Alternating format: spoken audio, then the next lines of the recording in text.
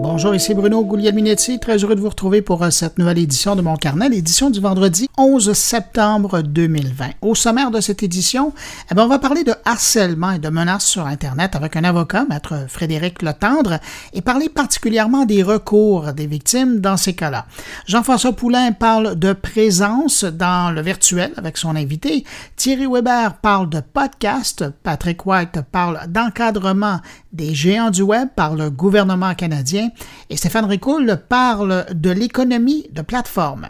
Mais juste avant de passer au survol de l'actualité numérique de la semaine, je prends quand même un instant pour saluer 5 auditeurs de mon carnet. Cette semaine, salutations toutes particulières à Stéphane Denis, Benoît Dicker, Denis Grenier, Sarah Achard et Denis Gilbert. À vous 5, merci pour votre écoute et puis à vous que je n'ai pas nommé mais qui m'écoutez en ce moment, merci de m'accueillir entre vos deux oreilles. À tous, je vous souhaite une bonne écoute.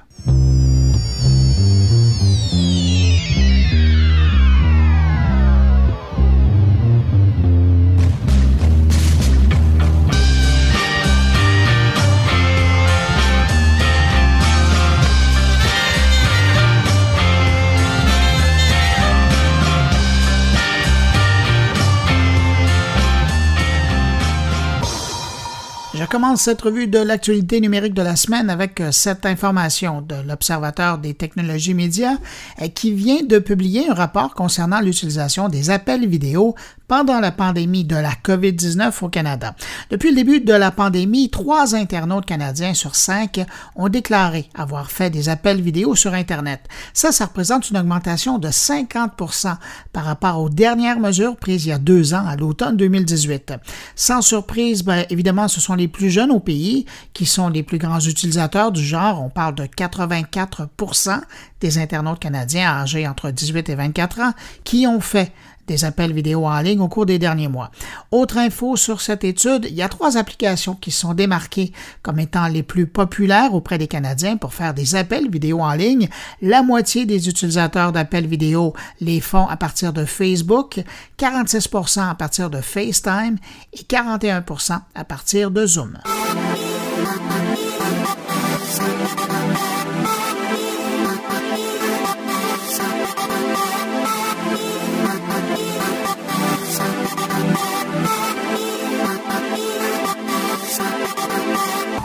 Vous avez peut-être vu passer l'information sur mon blog cette semaine, mais je voulais absolument revenir sur le sujet parce que je trouve ça très intéressant. Ça va probablement aller chercher de l'intérêt chez bien des gens qui écoutent. Il y a Google qui annonce pour bientôt la mise en ligne de 3 formations qui remplaceront certains diplômes universitaires. Google parle de certificats de carrière qui prendront 6 mois à compléter au coût de $300 US l'unité. Les 3 certificats donneront respectivement une formation pour devenir analyste de données, chef de produit et concepteur UX. J'en parle parce que présentement sur le marché existent plusieurs écoles spécialisées qui proposent ces types de formations très spécialisées, très pointues, sur une même durée, mais au coût de 10 000 $ la session. Alors entre $300 US et 10 000 $, il y a une différence. Avec cette formation, il est clair que Google va aider bien du monde à acquérir une formation qui aidera par la suite des milliers, sinon des millions d'entreprises à travers le monde. Mais de l'autre côté, et il ne faut pas être naïf, Google en profite au passage pour développer une génération de spécialistes sur ces outils dans son écosystème. Dans un premier temps, cette formation est uniquement disponible aux étudiants qui possèdent une adresse postale aux États-Unis, mais aussitôt que les formations seront disponibles à l'extérieur du pays de l'oncle Donald, je vous en parle, c'est promis.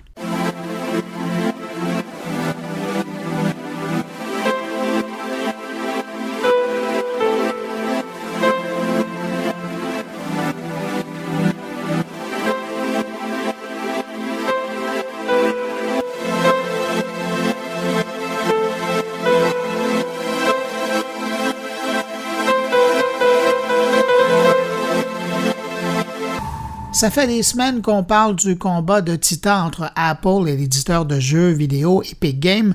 Là, on apprend finalement l'impact de l'interdiction du jeu Fortnite dans l'écosystème du système d'exploitation iOS d'Apple. Le jeu Fortnite aurait perdu 60% de ses joueurs sur iOS depuis sa disparition de l'App Store le 27 août dernier. Epic Games affirme que les utilisateurs actifs quotidiens de Fortnite sur iOS ont déjà diminué de plus de 60% depuis qu'Apple a commencé sa campagne de représailles. Pour mettre ça en perspective, Fortnite compte 350 millions d'utilisateurs enregistrés et plus de 116 millions sont des utilisateurs iOS, donc on parle du tiers des utilisateurs. Maintenant, l'histoire ne dit pas si les joueurs qui ont cessé de jouer à Fortnite sur iOS se sont tout simplement retournés vers d'autres plateformes pour y jouer parce que le jeu est quand même disponible encore sur console, PC et Mac.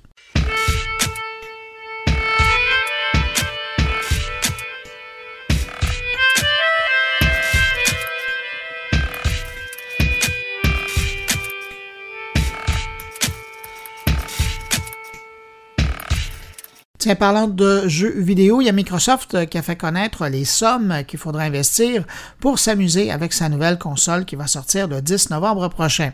La console, enfin la version la plus puissante, la Xbox Series X, coûtera 599 $ et la version légère, la Xbox Series S, se vendra au coût de 379 $ et les montants sont dits en dollars canadiens. En marge de cette annonce, Microsoft annonce également une autre façon de faire l'acquisition d'une des consoles, et c'est par une formule d'abonnement. Dans plus de 12 pays, dont le Canada et la France, Microsoft lance le programme Xbox All Access, qui permet d'acheter la Xbox Series S ou Series X par paiement mensuel. Et l'abonnement comprend également la Game Pass Ultimate, qui donne accès aux jeux en nuage via le service xCloud. On parle d'une centaine de titres, et le service EA Play, un service de jeux de EA, de l'éditeur de jeux vidéo, qui lui comprend environ 60 titres de l'éditeur de jeux. Et si ce type d'abonnement mensuel vous intéresse pour avoir la console et l'accès de jeux en ligne, il faudra vous abonner au service Xbox All Access en passant par EB Games au Canada et par la Fnac si vous êtes en France. Pour ce qui est du prix du forfait Xbox All Access, au Canada, on n'a pas encore les prix canadiens, mais ça devrait tourner autour de 33 $ par mois pendant 24 mois pour la série S et 46 $ par mois pendant 24 mois pour la série X. En France, ça devrait être 35 € par mois pour la Xbox X et 25 € par mois toujours pour la Xbox S.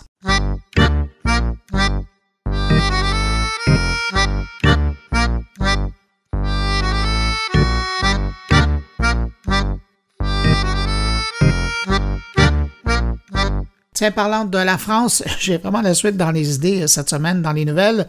TV5 vient de lancer sa plateforme de vidéo à la demande gratuite TV5 Monde Plus. Le service à son lancement compte déjà plus de 3000 programmes et on dit qu'à terme, d'ici Noël, on devrait pouvoir accéder à plus de 5000 programmes et tout ça en français. Le service est disponible sur le web et également par le biais d'une application mobile. Disponible en fait, mais pour les Européens et les Africains pour le moment, mais pas pour les Canadiens. Malgré le soutien du Canada à la hauteur de 14 millions de $ pour faire avancer le projet, les Canadiens et les Québécois n'ont droit qu'à une infime partie de cette offre plutôt intéressante quand même. TV5 Canada-Québec a décidé de proposer une section TV5 Plus sur son site, section où on retrouve uniquement 63 programmes. Alors, je vous le rappelle, le service européen aujourd'hui compte 3000 programmes. Alors, on est encore loin du compte. De plus, le petit éventail offert par TV5 au Canada ne propose ni les concerts ni les podcasts qui sont offerts dans la version européenne. Alors ça, je trouve ça assez dommage. En tout cas, si vous êtes en Europe ou si vous avez un accès VPN, je vous recommande fortement d'aller visiter l'endroit. En Europe, l'adresse est tv5mondeplus.com.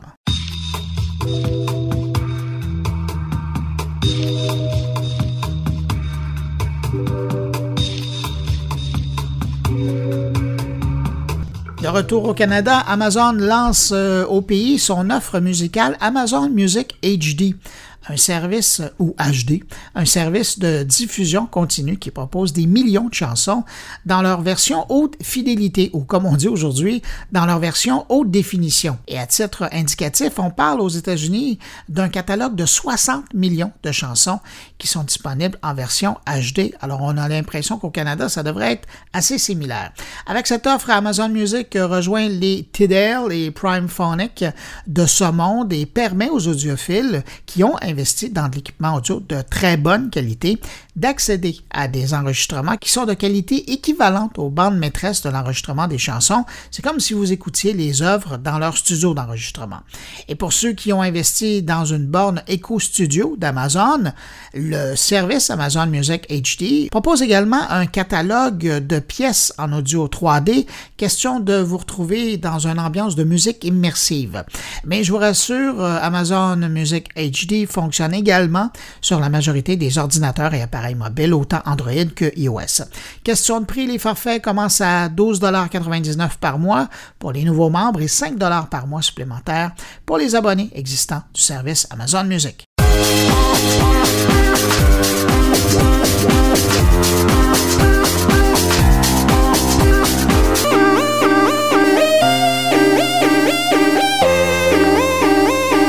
Pendant qu'on est dans la haute qualité, je termine avec cette info qui semble indiquer que Nintendo se prépare à passer au 4K.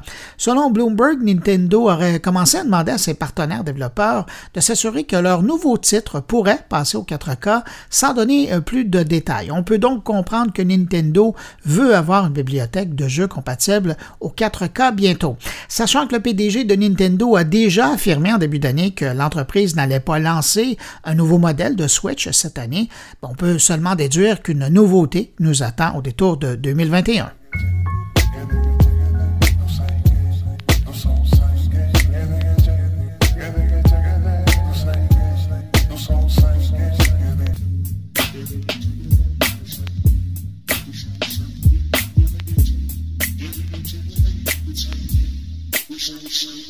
Depuis quelques mois, sur les réseaux sociaux, on voit une augmentation des cas de menaces d'harcèlement en ligne, particulièrement sur les réseaux sociaux. Encore cette semaine, 2 hommes ont été arrêtés en lien avec des menaces proférées sur Facebook contre le premier ministre québécois, François Legault. Cette recrudescence des menaces de harcèlement en ligne m'a fait penser que c'était peut-être le bon moment de faire appel à un avocat spécialisé dans le domaine du numérique. Je parle de maître Frédéric Letendre du cabinet Ulex pour justement prendre le temps de parler des divers recours qui existent quand on est pris dans pareille situation. Frédéric Letendre, bonjour. Bonjour Bruno. Ma première question, c'est simple. L'harcèlement, quand on parle d'harcèlement, quand on parle de menaces, particulièrement sur les réseaux sociaux, là, c'est là où on entend beaucoup parler, quels sont les recours qui sont disponibles pour un internaute? C'est malheureusement pas si simple, en ce sens que je dirais qu'il y a deux avenues. L'avenue judiciaire, soit qu'on poursuit au criminel ou au civil, ou les recours, je dirais, contractuels, c'est-à-dire chaque plateforme, chaque média social a des conditions d'utilisation qui prévoient pour la plupart des dispositions visant à contrer le harcèlement, les commentaires haineux et autres. Avec le temps, il y a eu une espèce d'autoréglementation.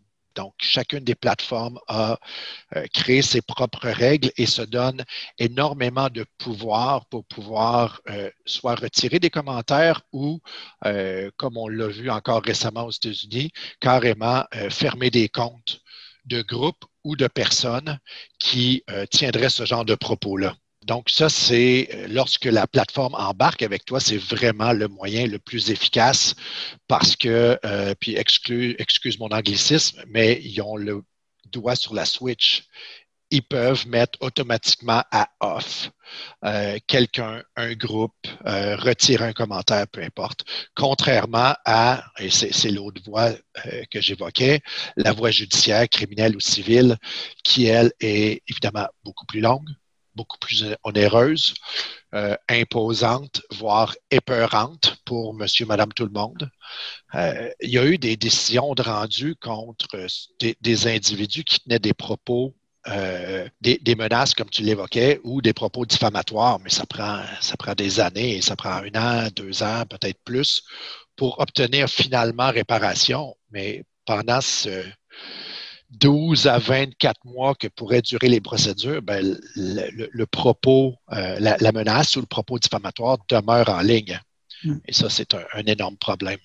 Mais à l'inverse, si on fait affaire avec les plateformes, donc pour gérer le problème du harcèlement ou de la menace, c'est que ça n'empêche pas la personne qui est derrière cette initiative-là d'aller se réouvrir un compte et de continuer à faire la même chose. Tandis que si on va du côté qui est plus long, puis je suis content que vous le disiez, mais si on y va par les voies judiciaires, juridiques, ben là, à un moment donné, c'est que d'une part, on va faire réfléchir le groupe ou la personne qui est en train de commettre cet acte-là.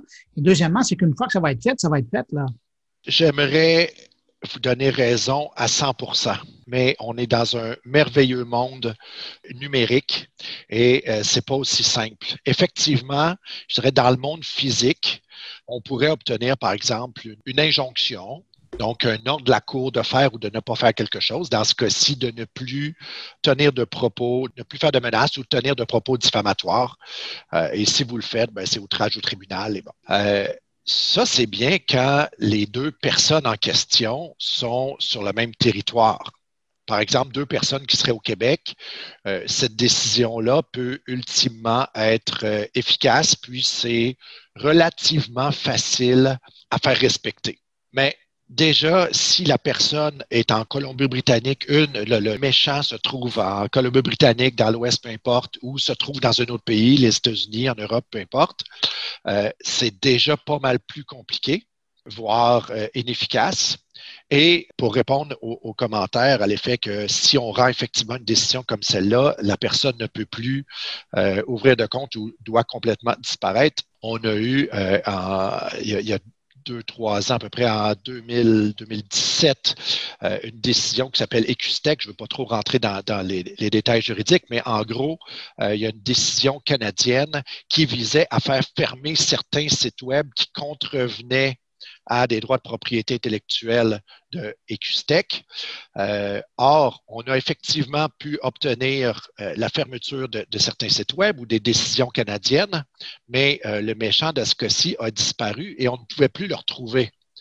Donc, Google a été, entre guillemets, appelé en garantie en disant, ben voici, il y a une décision canadienne qui a été rendue contre Google en disant, ben, vous ne pourrez plus répertorier ces sites web-là spécifiques et la personne ouvrait systématiquement une quantité phénoménale de sites web. Donc, la liste des sites web à ne plus référencer était mise à jour aux 6 mois.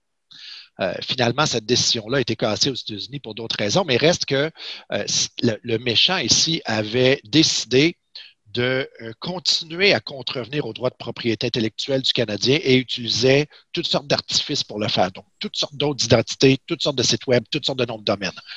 Donc, quelqu'un qui veut vraiment faire du mal à quelqu'un d'autre sur le web va y parvenir et malheureusement, on a somme toute peu de recours. Parce que pour l'instant, je m'appelle Frédéric Letendre, mais je peux m'ouvrir à peu près n'importe quelle adresse Gmail ou autre, puis m'ouvrir 18 pages Facebook, 18 comptes Facebook si je veux, autant d'Instagram, etc. Okay? Ultimement, ça va finir par me rattraper, mais je vais avoir causé énormément de tort dans l'intervalle. Et c'est ça qui est très, très compliqué. Je crois que pour être efficace dans cet univers numérique, les plateformes numériques, Facebook, Twitter, Instagram et autres, vont devoir, je dirais, endosser une responsabilité, c'est peut-être fort endosser une responsabilité, mais vont devoir jouer un rôle de citoyen corporatif beaucoup plus proactif qu'ils ne l'avaient fait jusqu'à maintenant. Et dans ce contexte-là, je suis très heureux de voir la mouvance aux États-Unis. C'est tout nouveau qu'un président des États-Unis se fasse flaguer, si on veut, sur les différents médias sociaux. Mais je pense que si on veut vivre dans une vraie démocratie, ben, il faut que tout le monde joue son rôle et notamment les très grosses plateformes, Facebook et compagnie, sont rendus des États dans l'État, sont rendus tellement présents, tellement puissants que je crois que moralement, ils doivent jouer un rôle quelconque.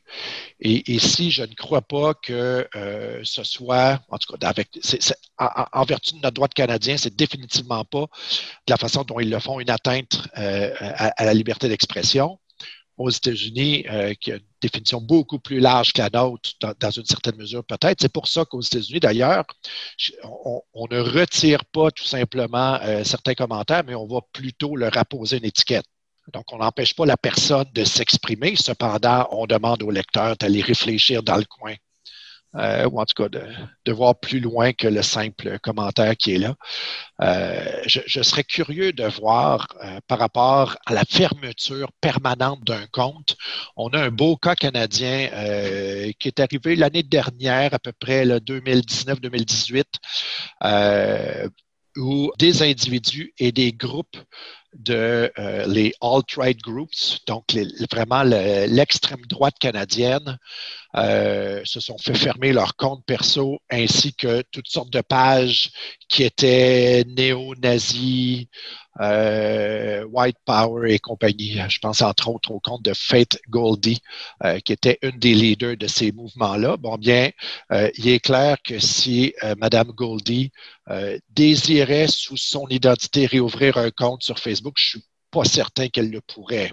Bon, puis après ça, utiliser une autre identité pour ouvrir des pages, ça crée d'autres problèmes, c'est d'autres infractions. Bon. Quand je vous écoute, j'ai l'impression que, dans le fond, si les Canadiens ou les Québécois en particulier veulent avoir un contexte qui leur permettrait de mieux être défendus, ce serait peut-être en passant par le volet législatif, parce que je pense à des initiatives en Europe, notamment en Allemagne et en France, où on a carrément obligé les géants des réseaux sociaux à être proactifs là, par rapport à des décisions qui sont prises en cours, et lorsqu'il y a des plaintes et que c'est prouvé, ils ont 48 heures pour faire fermer ce qui est en litige, sinon ils sont redevables et doivent payer des amendes. Est-ce que la solution ici au pays, ce serait d'avoir des lois qui ont des dents comme celle-là? Oui et non. Évidemment, c'est une question qui est au départ fondamentalement politique. Est-ce qu'on veut que l'État interfère autant dans ce type de situation ou de relation-là? On l'a vu notamment avec le RGPD, donc le Règlement général de protection de données en Europe.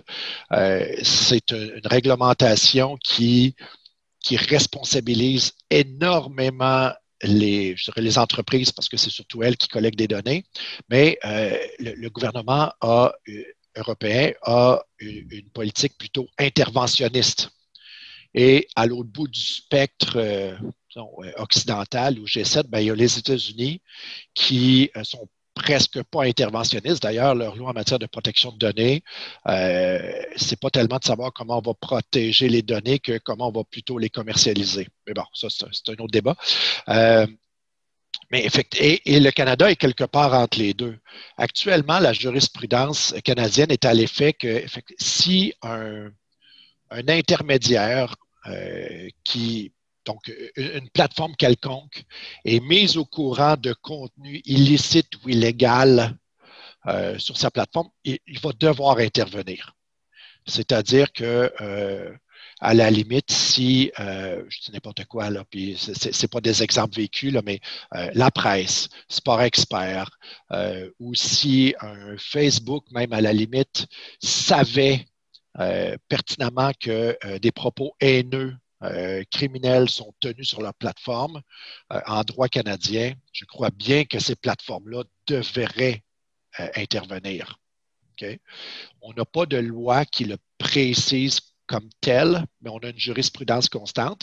Et d'ailleurs, il y a plusieurs années, Canoë, donc dans la grande famille québécoise, s'est fait sévèrement taper sur les doigts parce qu'ils ont laissé du contenu qu'ils savaient diffamatoire sur leur plateforme à l'époque. Et ils ont été condamnés à payer plus de 100 000 $ d'ailleurs à un individu de Québec. Donc, ça peut aller aussi loin que ça. Donc, est-ce qu'on a besoin dans notre système d'une loi qui viendrait le dire? Peut-être, mais actuellement, la jurisprudence permet ça puis oblige certaines actions de la part de ces pas propriétaires de contenu, mais disons ces plateformes-là. J'utilise plateforme-là à toutes les sauces ici. Là. Je pense que cependant, on va devoir arriver, si on veut vraiment contraindre les plateformes à le faire et donner paramétrage à ces propriétaires de plateformes. Je crois ce ne serait pas mauvais qu'on y arrive, peut-être pas de façon aussi interventionniste qu'en Europe, mais il est clair qu'un simple laisser-aller n'est plus suffisant. Notre système juridique n'est pas équipé pour faire face à l'instantanéité et la vitesse et la mondialisation de cet univers numérique. Est-ce que, dans le contexte toujours du harcèlement, de la menace, est-ce que la donnée de l'anonymat ne vient pas complexifier aussi le dossier? Complètement. J'imagine que tout le monde le sait, on peut avoir toutes sortes d'identités, je dirais, légales sur le web. Et les tribunaux ont reconnu que, par exemple, des commentaires, menaces ou propos diffamatoires tenus sous le couvert de l'anonymat. Puis, dans anonymat, ici, j'inclus tout autre nom comme Peter Pan ou Don Diego ou qui vous voulez. Là, donc, tout autre nom que vous pourriez utiliser va être assimilé ici à l'anonymat. Vont moins protéger ce type de commentaires-là que déjà des commentaires faits à visage découvert. Parce que les tribunaux, de façon constante, ont reconnu au Canada que les commentaires, même virulents, sont nécessaires à la démocratie en autant qu'ils sont faits de façon respectueuse. Respectueuse, le terme respect va être élastique dépendant des contextes et des personnes, mais les tribunaux ont été quand même assez unanimes sur le fait que les personnes doivent impérativement pouvoir s'exprimer. Donc, notre droit la liberté d'expression est une de nos valeurs fondamentales. On doit respecter ça. C'est pas fait toujours de façon chic. C'est pas fait toujours de façon très structurée ou autre, mais on doit le permettre. Là où on va franchir une ligne, c'est si ces commentaires-là deviennent effectivement des menaces au sens criminel de la chose. Donc, à partir du moment où vos commentaires, disons, entre guillemets, constructifs, incluent les menaces de mort, menaces de blesser, puis je voyais même dans le code criminel, menaces de blesser votre oiseau, là, oui, c'est aussi drôle que ça. J'imagine que ça réfère à quelque chose historiquement dans notre droit, mais de façon plus sérieuse. Donc, à partir du moment où ça devient effectivement une menace criminelle, c'est plus inclus dans la liberté d'expression. À partir du moment où le commentaire fait ne vise qu'à détruire ou à affecter la réputation de l'autre, ça ne sera plus inclus dans la liberté d'expression. Et la ligne est parfois mince.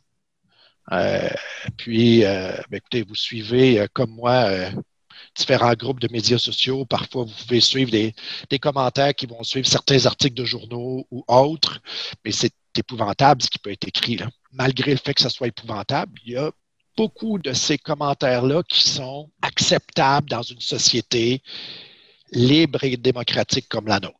Et c'est pas parce qu'on va traiter nécessairement quelqu'un de con dans une de ces conversations-là que ça devient une menace ou que ça devient diffamatoire. On va voir jusqu'où la personne va, c'est quoi le contexte, quel pourrait être le dommage contre la personne qui a été traitée de con. On a vu d'un point de vue criminel là, récemment les affaires qui impliquaient M. Arruda, notre premier ministre. Il faut faire attention sur les médias sociaux. En fait, la plateforme n'a pas d'importance. Ce qu'on dit sur les médias sociaux, il faudrait pouvoir le dire en pleine face. Il faudrait pouvoir le dire en personne à l'autre individu à qui on s'adresse. Et si vous n'êtes pas à l'aise de le faire en personne, pourquoi vous l'écririez? Mais ça n'a plus rien de juridique. Je pense que ça, c'est de la netiquette. En terminant, si vous aviez un conseil à donner aux gens qui sont pris dans un contexte où en ligne, il y a de l'harcèlement, il y a des menaces, il y a de la diffamation, ce serait quoi? C'est pas une réponse simple à donner parce qu'il y a plusieurs facettes. Mais il n'y en a facettes. jamais avec un avocat. Non, je sais. Et encore moins dans des situations comme celle-là, parce que c'est vraiment multifacette comme on vient de le voir. Je vous dirais que d'entrée de jeu, à partir du moment où les propos tenus sont des menaces au sens criminel de la chose, propos haineux, menace de mort, menace de blessé, vous ou un membre de votre famille. Là, ça, il n'y a pas de chance, tu es tout de suite 3 prises, tu es retiré, ça prend une plainte à la police. Et les différents corps policiers sont au fait de ça, okay? Et peuvent intervenir. Il faut agir rapidement pour pas que ça dégénère parce qu'on ne sait jamais qui réellement fait la menace ou pose le geste. Ça, c'est une chose. Donc, au niveau criminel, pour moi, ça, c'est un no-go. Il n'y a pas d'hésitation à avoir plainte à la police. Lorsqu'on se retrouve dans les cas plus flous qui ne sont pas criminels, bien, je pense que dans un premier temps, ça va être d'aviser la personne qui a fait les propos en disant, écoutez, je ne suis pas d'accord, pourriez-vous retirer les propos et essayer d'avoir une discussion intelligente, ce qui peut être parfois difficile. Le cas échéant, aviser la personne qui contrôle soit la plateforme, soit le groupe. Je fais partie de certains groupes de discussion d'intérêt sur Facebook et un, entre autres, où l'administratrice a dû retirer 2 membres qui tenaient des propos qui n'étaient pas adéquats dans le contexte. Donc, dans ce contexte-là, il faut que les personnes qui peuvent le faire le fassent. Donc, ils arbitrent les contenus.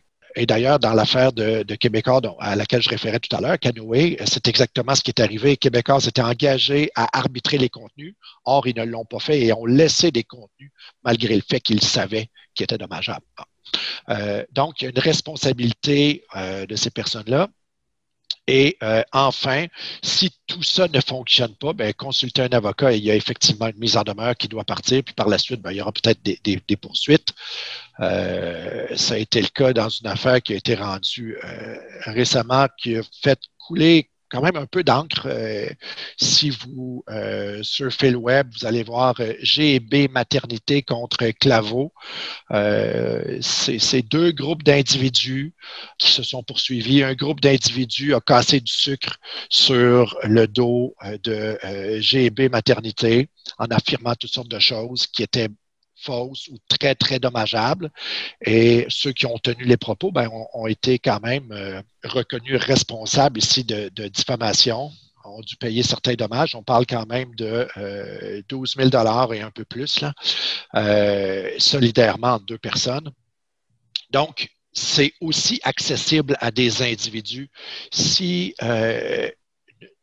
les auditeurs qui nous écoutent actuellement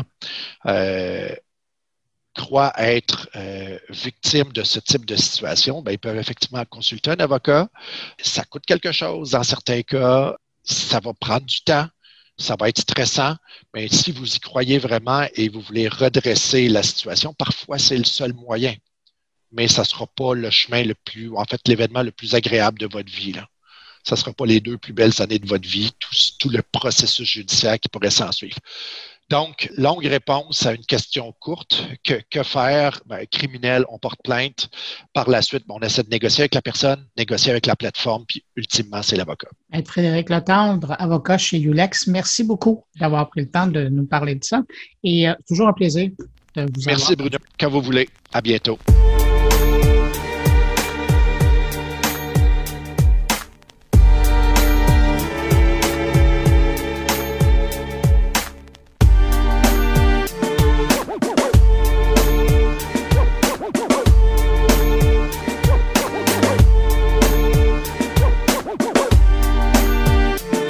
Thierry Aubert nous parle cette semaine de podcast en commençant par l'évocation du père américain du podcast, Adam Curry.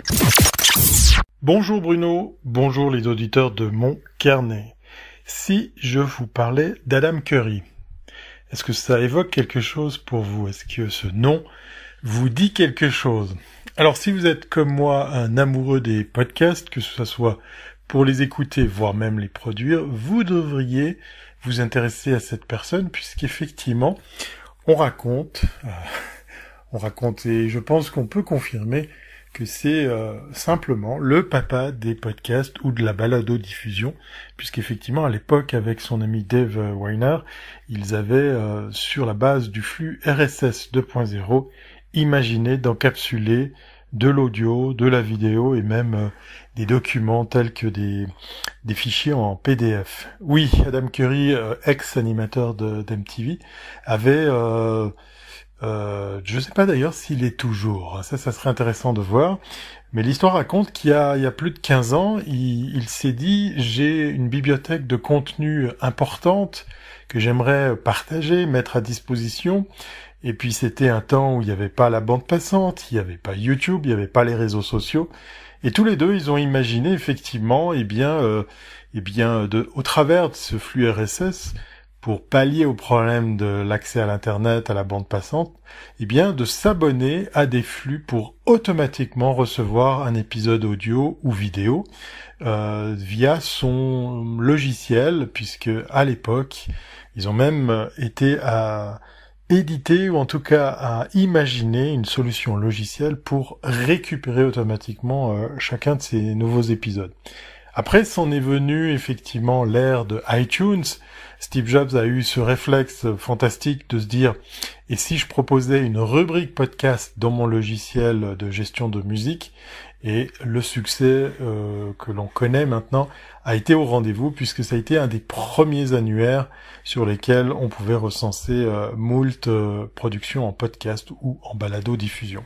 Et c'est de ça dont j'avais envie de vous parler puisqu'effectivement on entend parler à nouveau d'Adam Curry qui est parti d'un constat qui est un petit peu triste puisque depuis iTunes avec sa rubrique podcast, son annuaire qui était quasiment celui qui faisait référence, est venu se greffer plein d'acteurs. Bien évidemment, Google propose aussi son Google Podcast et donc l'annuaire qui va avec. Des newcomers comme Spotify sont venus se greffer sur ces plateformes pour allègrement les pomper et ainsi proposer aussi du podcast. Puis là, petite parenthèse, on est plus proche du streaming que du podcast, puisque si vous êtes en version gratuite sur Spotify, l'épisode de MP3 que vous allez écouter sera probablement streamé en live, là où, en fait, une application dédiée comme Apple Podcast ou Google Podcast que vous auriez installé dans votre smartphone va télécharger effectivement cet épisode que vous pouvez écouter ou regarder quand vous voulez, où vous voulez, quand vous voulez. Puisqu'effectivement, en plus, on peut le faire sans être connecté. C'est tout là l'avantage de la naissance du podcast. Revenons à Adam Curry, qui est donc parti de ce constat qui est de plus en plus triste que, ces annuaires, ces nouveaux acteurs viennent comme ça, tous vanter un répertoire de podcasts grandissant, complet, très grand en matière de catégories de podcasts. On a vu aussi effectivement ces nouveaux acteurs à l'image de Magellan commencer à se baser sur ces annuaires pour après proposer leur propre production et mettre de côté les podcasteurs natifs. En tout cas, les podcasts natifs pour ceux et celles qui produisent spécifiquement pour le podcasting. Et Madame Curry s'est dit il serait peut-être temps de pallier à ce problème. Et c'est tout dernièrement, cette info est quasiment toute fraîche à l'heure où vous l'écoutez, qu'il a décidé de donner vie à Podcast Index, puisqu'effectivement, il propose ni plus ni moins qu'une plateforme qui va recenser des podcasts, mais qui se veut ouverte. C'est-à-dire que si vous êtes producteur de podcast, vous aurez un intérêt à être référencé là-dessus, mais l'outil lui-même va être proposé à des développeurs, à des acteurs du web pour pouvoir, en toute transparence, proposer un véritable annuaire sur lequel il y aura aucun problème de censure, aucun problème de magouille, puisque si je reprends les propos de Adam Curry, il laisse sous-entendre que Apple va faire comme les autres, même si je trouve que ça a déjà commencé depuis longtemps. Ils vont commencer à trafiquer justement cette data. Ces podcasts sont de plus en plus nombreux, ces annuaires sont de plus en plus conséquents, et force est de constater que ça va être de plus en plus dur d'être sûr d'être listé, mais aussi d'être visible. Voilà. Donc le constat fait par Adam Curry part d'un fait très simple, c'est que même Apple, qui était à l'origine justement avec l'idée de Steve Jobs de proposer ça dans son iTunes, même Apple connaît effectivement ses critiques par rapport à ce qui se passe ou pas sur ces annuaires. C'est pratiquement une affaire à suivre, mais qui est intéressante. Je trouve la démarche très utile pour l'époque qu'on vit, puisque peut-être à cause du Covid ou la Covid, eh bien, on a pléthore de nouveaux acteurs qui se lancent dans la production de podcasts. Et force est de constater que ça va être de plus en plus conséquent, de plus en plus dur à justement marquer la différence entre chacun de nous, puisque avec tout ce temps libre, on a consommé, mais vraiment très énormément consommé de contenu podcast, mais on a surtout une vague grandissante que je trouve très bien, même si je serais un petit peu critique par rapport à la régularité et le rythme qui sera peut-être pas soutenu. On constate effectivement un essor de nouveaux producteurs de balado-diffusion, de podcasts, depuis effectivement cette crise. Voilà, c'est tout ce que j'avais envie de partager avec vous. C'est aussi l'occasion pour moi de revenir sur un petit peu l'histoire du podcast, puisque c'était il y a plus de 15 ans, fin 2004-2005, que naissait la balado-diffusion, celle-là même qui vous emmène avec mon carnet, dans des contrées lointaines entre vos deux oreilles. Voilà, c'est tout pour aujourd'hui. Je vous dis à très bientôt je loupe c'est l'émotion. Et je vais pas faire de montage parce que j'ai très envie de partager tout ça de façon authentique, surtout après cette crise. Mais ça fera l'objet d'un autre podcast. Voilà, j'en ai déjà trop dit. Donc, je vais reprendre ma maxime de fin et vous souhaiter une très très bonne journée en vous disant à très bientôt si c'est pas avant, et surtout, portez-vous bien.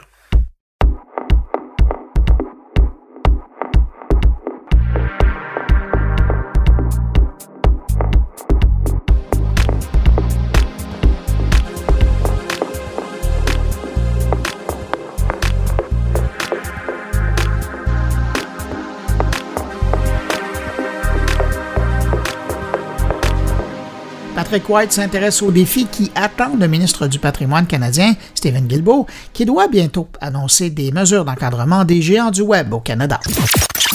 Je pense que ça va être un automne vraiment chaud pour le gouvernement fédéral canadien et en particulier pour le ministre du Patrimoine canadien, Steven Guilbeault, qui est un Québécois et qui va devoir présenter cet automne les réformes pour mieux encadrer les géants du Web. Quand on parle des géants du Web, ce sont les Google, Amazon, Facebook, Apple, Netflix, Spotify, TikTok, WhatsApp et compagnie, qui font beaucoup d'argent au Canada, mais ne paient peu ou pas d'impôts et ne collectent même pas ni la TPS ni la TVQ dans plusieurs cas. Donc, Steven Guilbeault ne veut pas partir en guerre contre Facebook, il l'a dit à Radio-Canada cette semaine, mais il compte quand même dicter certaines règles du jeu aux géants du Web avec des obligations de produire du contenu canadien, les forcer à soutenir financièrement les médias canadiens et leur imposer la perception de la TPS. Ça me semble être la moindre des choses compte tenu que la plupart de ces entreprises-là ne paient pas d'impôts au Canada. Donc des mois extrêmement importants pour le ministre Guilbeault. C'est un point tournant pour lui. L'aide fédérale aux médias annoncée il y a 2 ans ne fonctionne toujours pas. C'est un programme de 600 millions sur 5 ans annoncé en novembre 2018 et on ne sait toujours pas quand les critères seront déposés, quelle va être la liste spécifique des médias qui auront accès à cette aide aux médias. Donc on parle quand même de 600 millions sur 5 ans pour sauver des entreprises de presse. Donc ce sont des montants importants, ce sont souvent des crédits d'impôt sur la masse salariale, donc extrêmement majeurs et incontournables pour sauver les médias d'ici. Monsieur Guilbeault parle aussi peut-être d'aider davantage les artistes, les travailleurs autonomes et les organisations culturelles qui souffrent beaucoup depuis la pandémie de COVID-19 qui a commencé à la mi-mars au Canada depuis le confinement au pays. On craint de perdre des joueurs dans le milieu culturel et artistique. Monsieur Guilbeault est très sensible là-dessus. C'est ce qu'on apprend dans son entrevue avec Radio-Canada cette semaine et il confirme qu'il va probablement imposer la taxe de vente aux plateformes comme Netflix. Donc ça, c'est une bonne nouvelle. Ça permettrait d'aller chercher peut-être des dizaines de millions de dollars ou plus à chaque année. Un projet de loi également pour forcer les géants du web comme Netflix et Spotify à produire du contenu canadien. Évidemment, il y a des éléments à peaufiner, mais il va y avoir un projet de loi déposé le plus rapidement possible à la Chambre des communes. Donc, Monsieur Guilbeault qui est en conversation avec plusieurs représentants de ces grandes compagnies étrangères-là. Donc, il n'y aura pas de surprise pour eux, selon lui. Il dit que c'est des centaines de millions de dollars additionnels qu'on veut aller chercher pour les créateurs québécois et canadiens, que cet argent-là va servir à la création de contenu canadien, que ce soit pour les médias ou pour les industries culturelles au sens large, que ce soit la télévision, la radio, production de documentaires et de films également. Donc, il faut vraiment penser à tout ça, la production francophone, la production autochtone pour les communautés minoritaires comme les francophones hors Québec ou encore les anglophones au Québec. Évidemment, pour aider les médias au Canada, ça passe beaucoup par les médias sociaux. On veut peut-être copier l'Australie, qui tente vraiment d'aller chercher beaucoup plus de revenus de la part de Facebook et de Google. Et qu'est-ce qui s'est passé en Australie? Ben évidemment, Facebook a fait des menaces totalement inacceptables. Évidemment, on menace d'empêcher et d'interdire le partage de contenu venant de médias pour des citoyens et pour les médias. Donc, ça veut dire que le grand public et les médias ne pourraient plus partager leur contenu dans Facebook ou peut-être même Instagram. Donc, Facebook fait des profits records. On veut serrer la vis. On va s'inspirer de l'Australie, selon M. Guilbeault. Selon lui, ce qui s'est passé avec l'Australie ne fait que renforcer la conviction du Canada qu'il faut aller de l'avant et que c'est pas équitable qu'une grande entreprise comme Facebook ne compense pas adéquatement des grands médias québécois, par exemple, comme Le Devoir ou La Presse, pour l'utilisation du contenu qu'ils font, parce que c'est grâce à ces contenus gratuits que ces entreprises-là font des profits records. C'est environ 16% des revenus de Facebook pour cette année, selon les chiffres de Facebook. Donc, un grand automne de point tournant pour Stephen Guilbeault. Il en va de sa crédibilité et on espère fortement que le gouvernement fédéral va livrer la marchandise cette fois-ci.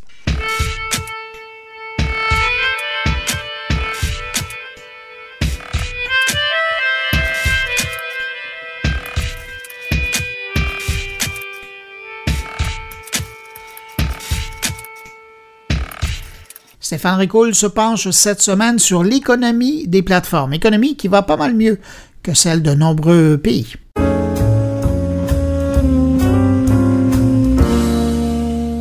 La grande majorité des pays industrialisés entrent désormais en récession, on le sait très bien. Ils font état de variations trimestrielles négatives de leur produit intérieur brut et selon la dernière publication de Eurostats, on a une zone euro à moins 12,1% et des États-Unis à moins 11,7%. Et si on veut être un peu plus granulaire, on va retrouver l'Allemagne à moins 10,1%, le Royaume-Uni à moins 20,4%, l'Espagne à moins 18,8% et en ce qui concerne le Canada, nous sommes à moins 11,6%. De surcroît, les prévisions de l'évolution des faillites d'entreprises d'ici 2021 par rapport au niveau de 2019 sont en augmentation partout. Plus 57% pour les États-Unis, plus 40% pour la Chine, plus 13% pour le Japon et même plus 9% pour l'Inde, selon la société d'assurance crédit Euler Hermès. Rien de très réjouissant pour nos économies et pourtant, il y en a au moins une qui se distingue parmi les autres de par ses performances positives et c'est celle de l'économie des plateformes, même si elle s'est trouvée quelque peu chahutée dernièrement sur les différentes places boursières. Alors, comment expliquer ça? Qu'est-ce qui peut bien justifier une croissance aussi forte et soutenue de l'économie des plateformes? Pourquoi cette économie est-elle la grande gagnante de la crise actuelle? Selon Florian Ingenhaus, associé au cabinet de conseil Altermind, l'économie de plateforme est devenue, pendant la crise économique, une infrastructure essentielle à la continuité de nos économies. Et il explique cela par la taille qu'ont atteint les joueurs dans cette économie, notamment Amazon, avec 150 millions de références, 3 millions de vendeurs, de quoi satisfaire l'ensemble des besoins pour l'ensemble des consommateurs sur l'ensemble des marchés. L'autre raison porte le nom de servitisation. soit l'ajout continuel de services additionnels à l'aide du numérique afin de créer une valeur ajoutée pour ses clients ou aller chercher de nouvelles parts de marché, voire de nouveaux marchés en tant que tels. Et c'est ce que Amazon a réalisé avec le temps, en passant d'une entreprise B2C à une entreprise B2B2C. Par son multilatéralisme, Amazon a l'assurance de minimiser l'impact des chocs externes tout en bénéficiant à plein des chocs positifs de demande.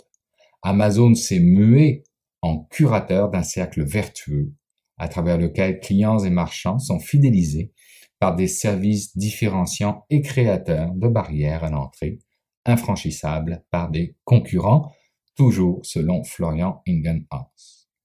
Enfin, vous vous en doutez bien, c'est toute la notion de culture de l'innovation et de valorisation de l'échec qui fait de l'économie des plateformes une économie aussi performante.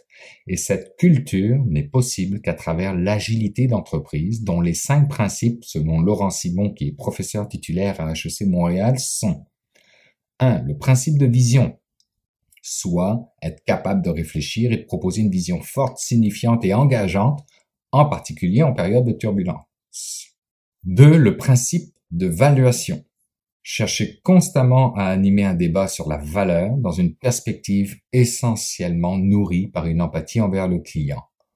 3. Le principe d'itération, soit la validation de la capacité à progresser via des mises à jour régulières. 4. Le principe de réflexion, qui est prendre du recul pour être capable d'accélérer. Et enfin 5. Le principe de participation, qui fonctionne par la mobilisation, par l'engagement et par la consultation des employés dans des moments de validation et de réflexion, car on n'est pas agile seul. Et si je reviens à Florian Ingenhaus, il dit que cette faculté à se réinventer et se diversifier par l'invention, qui, dans le cas d'une plateforme, passe souvent par la révélation de la valeur cachée de certains actifs, permet là encore d'amortir, voire de tirer parti des chocs externes. On comprend alors que l'économie de plateforme est celle qui a pris au pied de la lettre la citation de Winston Churchill qui dit « Never waste a good crisis ». Et c'est celle qui l'a le mieux exploitée. Il ne reste plus qu'aux grandes entreprises de l'économie traditionnelle de s'en inspirer, de travailler sur leur modèle d'affaires et de trouver le moyen de se plateformitiser à tout prix.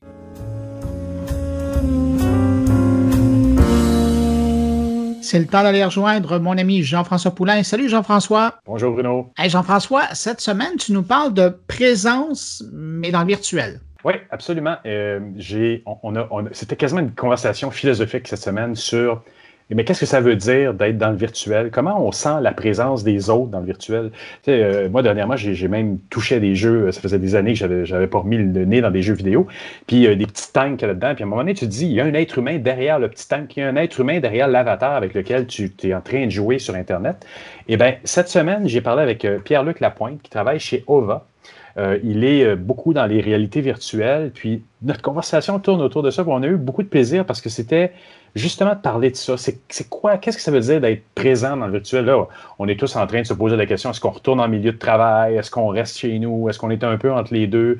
Mais quand on est en virtuel, comment on établit cette présence-là? Puis il y a tout le côté aussi de comment on établit des présences anodines. Hein? Là, on est toujours en formel. C'est un meeting, on se parle. Mais comment aussi on arrive à créer quelque chose qui est informel? Je peux parler aux collègues de bureau, la machine à café. Qu'est-ce qui fait ces présences-là? Qu'est-ce qui fait qu'on est là, qu'on n'est pas là? Quand est-ce qu'on peut établir ces présences-là? C'est des choses que j'ai discutées avec Pierre-Luc Lapointe, qui est donc le cofondateur de XR R&D Lab chez OVA. Bon, écoute, on va aller écouter votre réflexion sur le sujet, mais c'est sûr que ça nous parle particulièrement dans les mois qu'on vient de passer avec la pandémie, qui a forcé les gens à découvrir tous ces moyens virtuels de se rencontrer et de continuer à travailler ensemble. Et toutes ces compagnies qui vont devoir se réinventer dans les mois à venir parce que la méthode de travail, même s'il n'y a plus de pandémie, je pense que les gens se posent vraiment beaucoup la question. Comment on va faire ça? Beaucoup de gens se sont habitués à travailler à la maison aussi. Hein? Les statistiques le disent. Il y a des gens voudraient retourner, certains ne veulent pas. Ça dépend des générations, des choses qu'on a à faire aussi. C'est très, très, très varié. Là. Et c'est drôle parce que ton propos d'aujourd'hui me fait penser à ce que Frédéric Letendre, qu'on a entendu un petit peu plus tôt dans le podcast, me disait avant qu'on fasse l'entrevue. Et d'ailleurs, c'est des propos qu'il a fait dans le cadre d'un podcast qui est diffusé par le Barreau du Québec et où il racontait comment c'est fascinant de voir le rapprochement qui est possible de personnes qui se connaissent dans le monde des affaires, mais là, de se retrouver chacun chez soi en vidéo, plus dans un cadre formel, comment cette présence virtuelle peut les rapprocher. Alors, on est vraiment en train de... En tout cas, les derniers mois, ils ont permis de vraiment faire exploser cette façon de communiquer. Absolument, puis on attend toujours tout ce qui est réalité virtuelle qui doit s'en venir à un moment donné, qui va là aussi. Et peut-être que c'est le rapprochement dans la réalité là, qu'on avait besoin pour faire rentrer les vraies réalités virtuelles, puis les casques et tout ça. Mais Pierre-Luc nous en parle dans l'entrevue, puis remet ça en question aussi un peu. Mais tu sais, moi, dans le domaine de la réalité virtuelle et des réseaux sociaux, puis après, j'arrête là-dessus, on va l'écouter ton entrevue, ça me rappelle ce que je raconte quand les gens me posent la question, mais c'est quoi l'avenir dans les réseaux sociaux? Ben, puis je leur dis, ben, peut-être que c'est la prochaine grosse alternative ou fonctionnalité qui va sortir sur Facebook, particulièrement avec les casques Oculus, ça va être d'avoir quelqu'un qui apparaît en hologramme chez vous. Ça va être la possibilité d'avoir cette personne qui apparaît carrément dans votre contexte à vous. Là, on parle d'Oculus, mais ça pourrait se faire avec maintenant la réalité augmentée sur les téléphones ou l'HoloLens de Microsoft. C'est vers ça qu'on s'en va. Est-ce qu'on est... C'est sûr qu'il y a des bons côtés, il y a des mauvais côtés, mais ça va faire partie de l'outillage de communication. Et qui dit Oculus va aussi soulever des questions énormes d'invasion dans un monde où on va être et avoir des publicités autour de nous. Là, ça va être un monde complètement différent et beaucoup plus invasif au niveau de ce qu'on va pouvoir convaincre les gens de faire à travers ça. C'est dangereux, c'est effrayant, mais en même temps, ça va être complètement passionnant d'être des développeurs, des créateurs d'environnement dans ces nouveaux mondes-là. Là.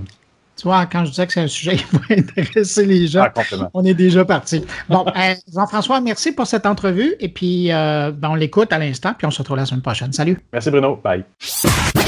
Je dirais qu'à travers ma pratique artistique, je me suis beaucoup intéressé à la question justement de l'espace et de sa... En fait, la manière dont on amène l'espace à la fois à travers des lieux, donc de manière très concrète, puis aussi à travers le corps. Et donc, moi, j'ai une pratique qui a beaucoup tourné autour de l'installation, donc toute l'approche installative qui impliquait à la fois de la vidéo, des objets, des appareils électroniques, des systèmes, des senseurs et tout ça. Et je me suis toujours beaucoup intéressé à essayer de développer une approche qui était multidisciplinaire, interdisciplinaire, qui impliquait justement le bricolage ou le croisement de plusieurs médiums, mais toujours autour de la notion d'espace, du rapport entre l'espace intime et les espaces systémiques. C'est pas mal ça, je dirais, la thématique qui m'a... Qu'est-ce que tu entends par les espaces systémiques dans ce cadre-ci? D'un côté, tu as l'humain, avec les espaces personnels, mais de l'autre côté, tu as toujours, de plus en plus, tu as la machine, là, comme tu le décrivais, avec plusieurs petites composantes, mais à la base, après ça, quand tu viens ou tu rentres dans des plans d'affaires ou des entreprises et des organisations, l'entreprise parle à travers la machine à l'humain de l'autre côté. Tout ça a une valeur qui est de plus en plus grande là, dans notre société. C'est ça, tout à fait. Et quand on parle des espaces systémiques, on parle justement à la fois des espaces, donc des environnements immersifs, par exemple, des environnements artificiels créés de toutes pièces à travers les ordinateurs, donc des environnements numériques. Et donc, on peut parler d'environnement au sens plus utilitaire, c'est-à-dire on peut parler d'un environnement de travail, par exemple, ce genre de choses-là, à travers des applications et compagnie. Et moi, je m'intéressais davantage à l'idée justement d'environnement immersif au sens où on n'est pas seulement à distance, c'est-à-dire qu'on n'est pas seulement devant un écran avec cette espèce d'approche-là d'analyse où on est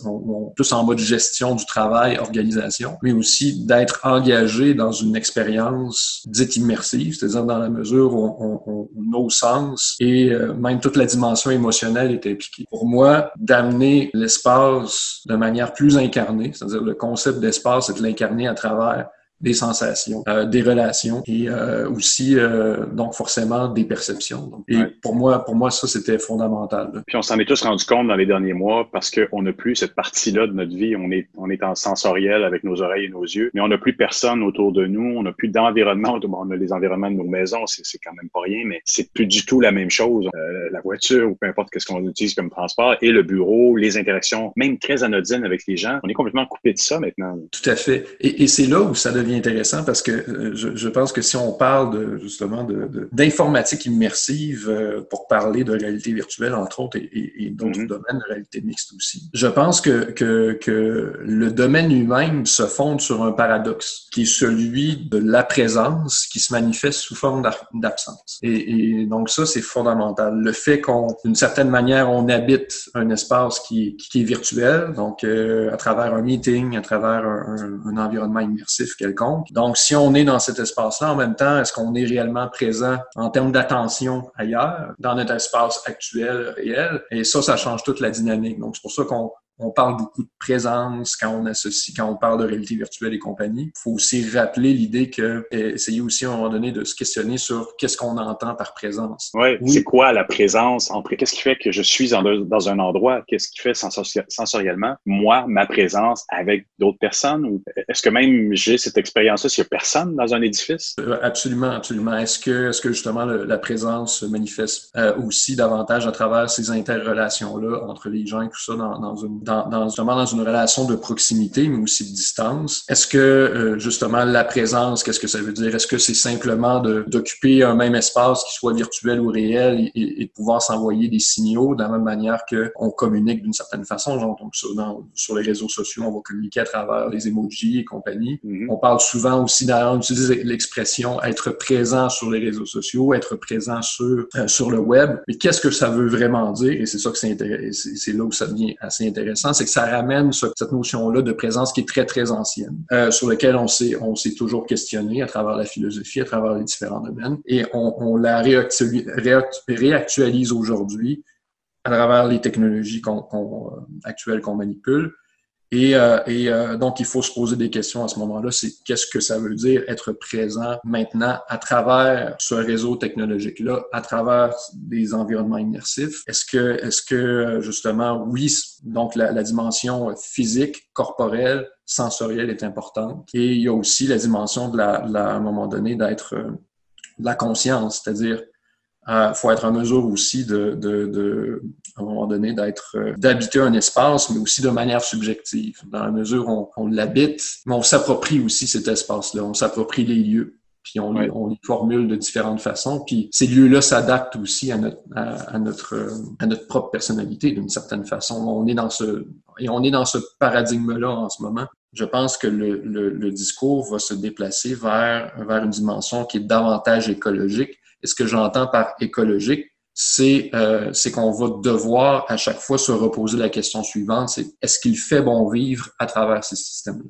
Donc, la grande question, oui. C'est ça, pour ramener davantage justement cette question-là de est-ce qu'on peut coexister, est-ce que c'est durable de coexister et d'utiliser ces systèmes-là comme on le fait en ce moment. Parce que le fait d'être en distance comme ça n'exclut pas non plus le fait que ces systèmes-là existent pour de vrai, consomment de l'énergie, et ils sont là en quelque part. Donc, et pour ce qui est de mettre l'humain en connexion avec l'humain, par rapport à ce que peuvent penser peut-être des fois des gens de plus vieille génération ou juste plus conservateurs, de dire tu regardes des jeunes sur des cellulaires puis tu te dis ils socialisent pas, ce qui est à peu près exactement le contraire, parce qu'en fait ils socialisent beaucoup, ils se fixent des rendez-vous, ils dialoguent entre, mais ça fait quand même que l'humain à travers ça, il trouve quand même il y a un écosystème, il y a une écologie qui existe. Est-ce qu'il est bon pour l'humain à long terme? Ça c'est une bonne question. Tout à fait. Et je pense souvent, on la contourne un peu. C'est-à-dire qu'on ramène aussi la dimension applicative, utilitaire de nos applications et de nos logiciels. Et alors qu'on devrait davantage, de plus en plus, les concevoir comme des espaces habitables. Donc, dans lesquels on s'engage aussi, puis de l'accepter, c'est-à-dire qu'on est rendu là. C'est-à-dire qu'on devient à ce point dépendant de ces systèmes-là qu'on les habite totalement. Et si on les habite, bon, il faut s'y engager d'une certaine manière. C'est-à-dire qu'il faut prendre des positions aussi par rapport à ça. Ouais. Qu'est-ce qu'on trouve acceptable aussi, inacceptable dans leur utilisation, dans leur conception. Et donc, c'est une question qui touche le UX, qui touche la création même de ces systèmes-là et de ces espaces-là. Ça touche aussi la manière dont on consomme les espaces, dont on fait l'expérience de ces espaces-là. Et qu'on les conçoit, nous, en tant que créateurs. Donc, l'éthique qui vient dans la création de ça, puis tu le dis dans l'article, il y a beaucoup de subjectivité, mais une subjectivité qui est amenée aussi par les concepteurs. Un Facebook nous amène dans son univers, Est-ce vraiment un univers qui est fait pour mon bénéfice? Pas nécessairement. Là. Tout à fait. Et justement, et c'est ça le paradigme dans lequel on se trouve, c'est-à-dire qu'on de plus en plus, on se trouve à se questionner sur ce qu'est le réel perçu à travers les machines. Oui. Et en même temps, en retour, quel est le sens de cette réalité-là perçue par une machine? Ce qu'on voit en réalité, c'est qu'il y a une rencontre entre deux subjectivités, entre la subjectivité d'un système, d'une machine, des algorithmes, des applications et notre propre subjectivité à nous et à travers justement des espaces immersifs, des espaces de réseaux sociaux et tout ça, il y a une rencontre entre les deux d'une manière ou d'une autre. Cette rencontre-là se fait à travers des interfaces, comme ça l'a toujours été le cas. Mais je pense qu'elle se manifeste aujourd'hui différemment dans la mesure où les interfaces justement sont de plus en plus s'automatisent davantage. On a de l'intelligence artificielle qui vient aussi moduler les interfaces en fonction des filtres et des préférences de chacun. Donc, on se retrouve avec un rapport au réel qui est très filtré. De plus en plus, on quitte par exemple ce concept-là de manette. Nous, chez OVA, notre produit, on a un produit qui s'appelle Stellarex, qui est finalement une plateforme de création d'expériences immersives, entre autres justement pour l'entraînement et la formation. Et justement, on cible davantage justement tout ce qui est le domaine de l'ingénierie. Ça peut être le domaine aussi de la sécurité publique, de la santé, le domaine de l'éducation, tout ça. Donc, ce sont des domaines dans lesquels on peut déjà expérimenter tout de suite ces technologies-là, les tester. Et justement, il y a plein de cas d'utilisation super intéressants qui sont vraiment d'actualité et qui vont permettre aussi plus tard d'aider beaucoup de gens dans les formations. Déjà juste de donner accès à travers une expérience virtuelle à des lieux qui sont difficiles d'accès dans la réalité, ou qui demanderait beaucoup de coûts, de déployer beaucoup d'efforts, pour pouvoir déplacer, par exemple, des équipes sur ces lieux-là. Je pense, par exemple, à des bateaux. À travers les expériences immersives, ça a une très, très grande valeur. De la même manière que je veux simuler des situations d'urgence, par exemple, et je veux provoquer dans des situations d'urgence, justement, des événements météo qui pourraient changer en temps réel complètement le déroulement de la formation ou de l'entraînement. Mais en même temps, tout ce qui était le contexte de la pandémie, ça va changer peut-être la game aussi, de se dire, là, il y a des gros questionnements, est-ce qu'on y va en présence, est-ce qu'on n'y va pas en présentiel? Des solutions comme ça ou des solutions hybrides basées là-dessus, ça pourrait être aussi quelque chose qui serait très porteur pour le monde de l'éducation. Il y a carrément tout l'Occident se pose la question de savoir comment on retourne à l'école en ce moment. Absolument. Puis c'est ça aussi, c'est-à-dire que de ramener justement encore une fois cette question-là de la présence, mais là, ça nous amène justement à nous poser la question sur c'est quoi engager quelqu'un dans une expérience. Si je le fais sur un écran, oui, c'est sûr que il est possible justement à travers le jeu vidéo, à travers les jeux sérieux et tout ça, comme on l'a vu depuis très longtemps. Je veux dire, on peut s'engager, on peut avoir des expériences immersives sur écran.